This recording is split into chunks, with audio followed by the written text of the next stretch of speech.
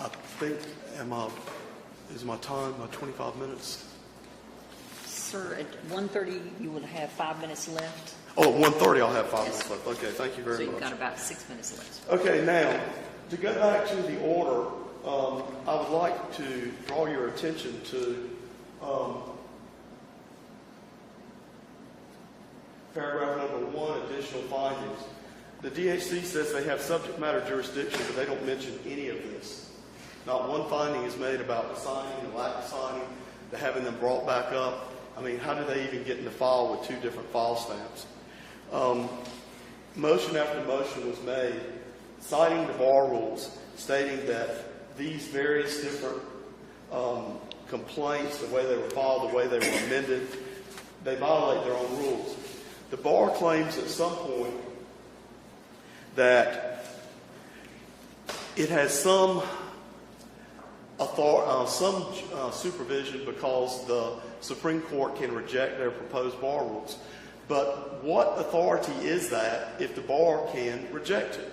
The bar says it doesn't need to follow the specific rule on amending complaints because there's a general rule in the Rule of Civil Procedure that allows individual citizens to liberally amend complaints. Well, the law is clear that where a specific rule is enacted, that's what applies over the general. But the bar says no. They get to pick and choose. And because they get to pick and choose, amendments, they say, don't have to be signed by the grievance committee. So 7, 8, 9, 10, and 11 claims, which they deem to be just an amendment, which they don't have the power to do, don't need to be signed. So the only check that a lawyer or judge or anyone else charged with discipline has that the probable cause committee found probable cause, simply not there. Now, this court ruled in Braswell that the DHC does not obtain jurisdiction until probable cause is determined by the committee and a formal complaint is filed. Well, the defendant below subpoenaed the records of the probable cause committee to see if in fact they met, had a quorum, what they determined. Those subpoenas were all quashed. So without the signature, and even now with the signature, that doesn't say that he sat in on any committee meeting. There's absolutely no way to know it. Due to time, I'm not going to go through it, but Margaret Hunt testified under oath that she didn't sign the complaints in this case and never signed one during the entire time that she was the committee chairperson of the grievance committee, and that she gave her authority to sign the complaints to the prosecutor, Mary Winstead, in this case. That's the equivalent of having a grand jury foreperson in a proceeding give their authority to sign the indictment to the district attorney. It's the only check that a lawyer has that somebody's looked at it before the bar does it. Your Honor, the last thing I want to get into is... Mr. Sutton, if you want to have about three minutes or so, you might want to stop, sir. Excuse me? If you want to have 3 minutes in rebuttal, sir, you might want to stop. I'll stop now. Thank you. Thank you. Hear from the appellate side.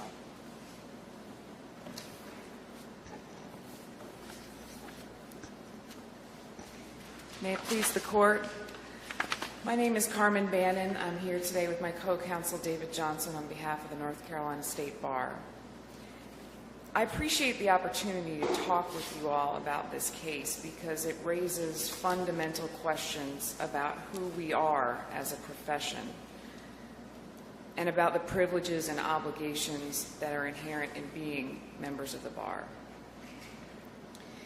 The issues in this case are best understood by keeping in mind that lawyers are not legal mercenaries for their clients. They are officers of the court first and foremost. And in that capacity, they're integral actors in one of the central government functions, which is administering justice. Just by way of forecast, my intent is to address the appellant's First Amendment arguments and some of the arguments that have been framed as matters of due process, but really my primary purpose here today is to answer any questions that the Court may have about this case. Well, Ms. Bannon, let me make certain that I understand what is going on here. It seems to me that Mr. Sutton's position is that all of the incidents on which the State Bar based its decision to punish him, to use the term that's used throughout the briefs, for misconduct is protected for speech, free speech, First Amendment rights. So if that is this case, I'd like to hear the State Bar's response to that. Yes, Your Honor. That's exactly where I wanted to start.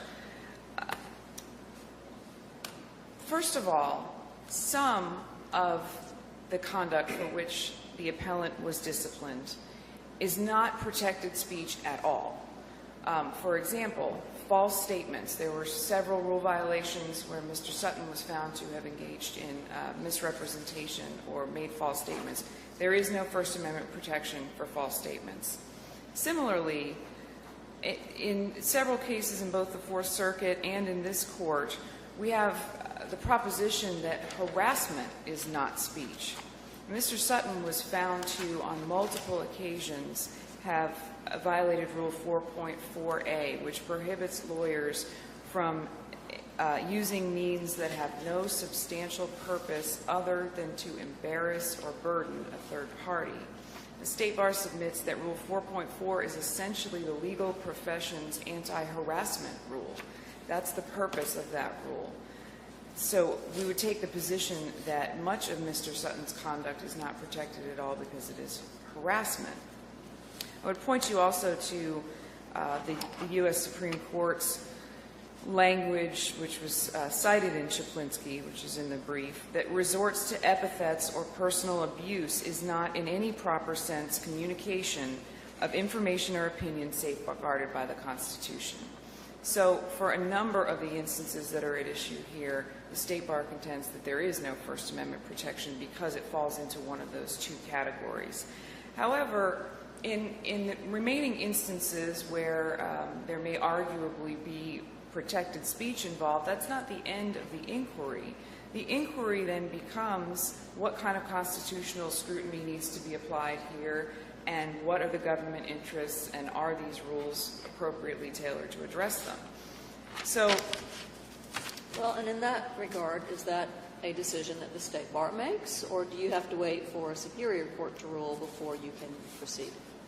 well, the Disciplinary Hearing Commission made its determination in this case, as evidenced by one of the conclusions of law, that neither the prosecution nor the adjudication of these rule violations violated Mr. Sutton's constitutional rights. So it made that determination. And where specifically in the record can you point to